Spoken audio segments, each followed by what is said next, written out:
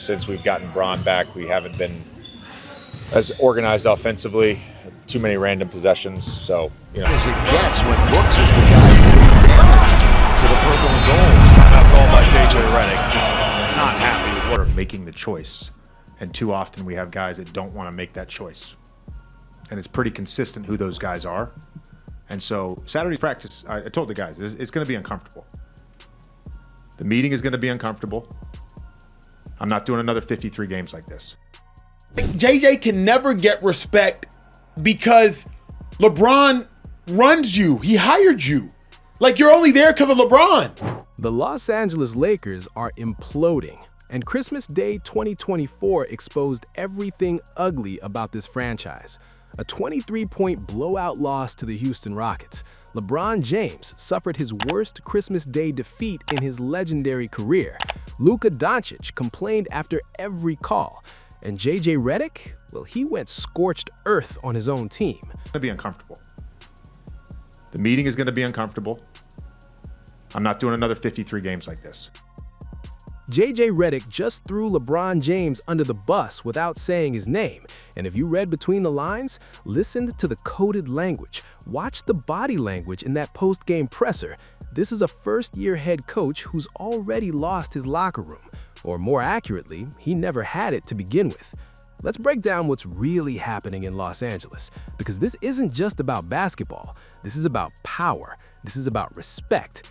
This is about a rookie head coach trying to control the most powerful player in the sport. And it's about LeBron James, at 40 years old, potentially destroying another franchise on his way out the door. Christmas Day was supposed to be a showcase. Lakers versus Rockets, LeBron and Luka versus Kevin Durant, primetime basketball on the biggest stage of the regular season. Instead, it was a public execution. The Rockets never trailed, not once. They led by 17 heading into the fourth quarter. The Lakers lost by 23, and it wasn't competitive. It wasn't close. It was embarrassing. Last night, did I see LeBron James pouting all game long? Did I see the bad body language from LeBron? Absolutely. Did I see him not putting forth the defensive effort and getting back in transition, only having 2 rebounds last night in the game when you know a team loves to pound the glass and grab offensive rebounds? 2 rebounds. LeBron James, 6'9", 250 pounds, one of the greatest athletes in NBA history, grabbed 2 rebounds against the team that lives on offensive boards. That's not age. That's not rest management. That's a lack of effort. That's LeBron James checking out mentally in the middle of a nationally televised game on Christmas Day. And JJ Redick saw it. The whole world saw it. But here's where it gets interesting. Redick couldn't say LeBron's name.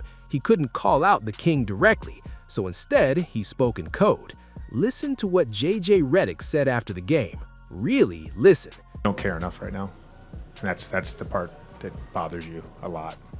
We don't care enough to do the things that are necessary. We don't care enough to be a professional. We don't care enough to be professional. Let that sink in.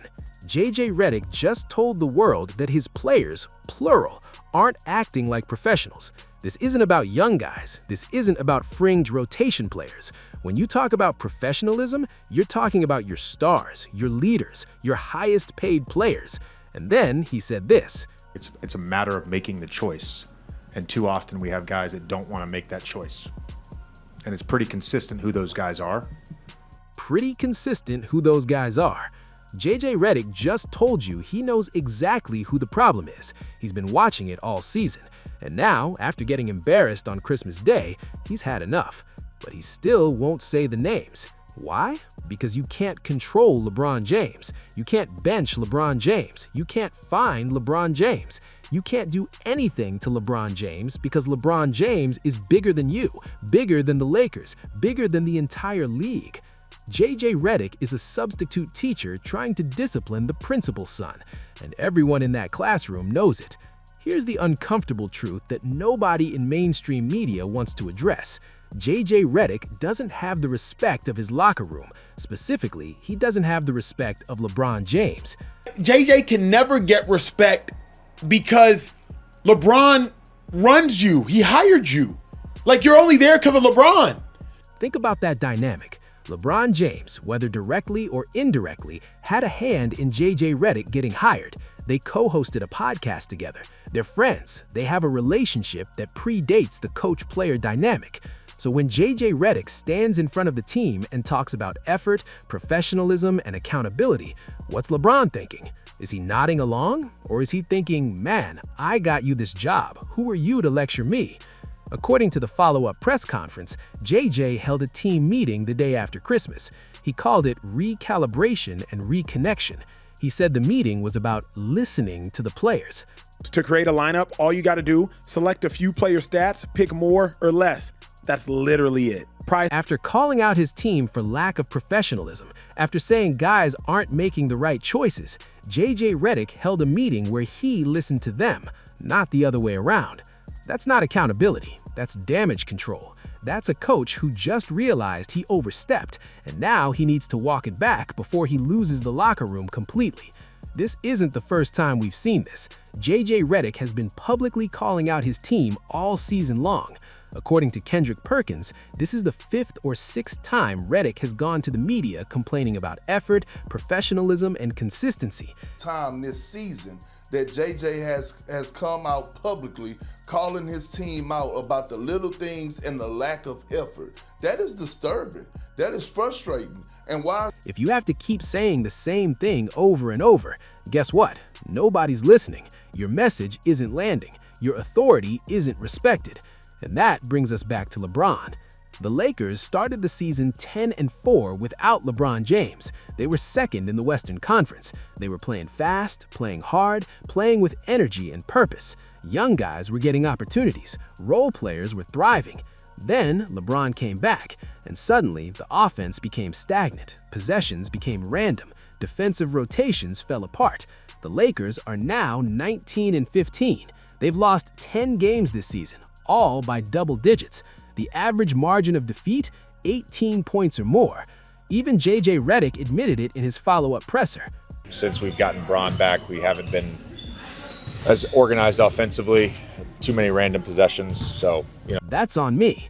But is it really? Or is it on the fact that when LeBron James is on the court, everyone else becomes a spectator? The ball stops moving, the system breaks down, and a 40-year-old superstar dominates possessions while giving minimal effort on defense. Here's what makes this situation even more complicated. Luka Doncic is dealing with his own issues. According to reports, Austin Reeves is out with an injury. The roster is banged up. Chemistry is fractured. But the biggest problem isn't injuries, it's leadership, or the lack thereof. LeBron James is supposed to be the leader. He's the franchise player. He's the guy who's been to 10 NBA Finals. He's the one who should be setting the tone every night. Instead, bad body language, 2 rebounds on Christmas Day, no defensive effort, pouting on the bench.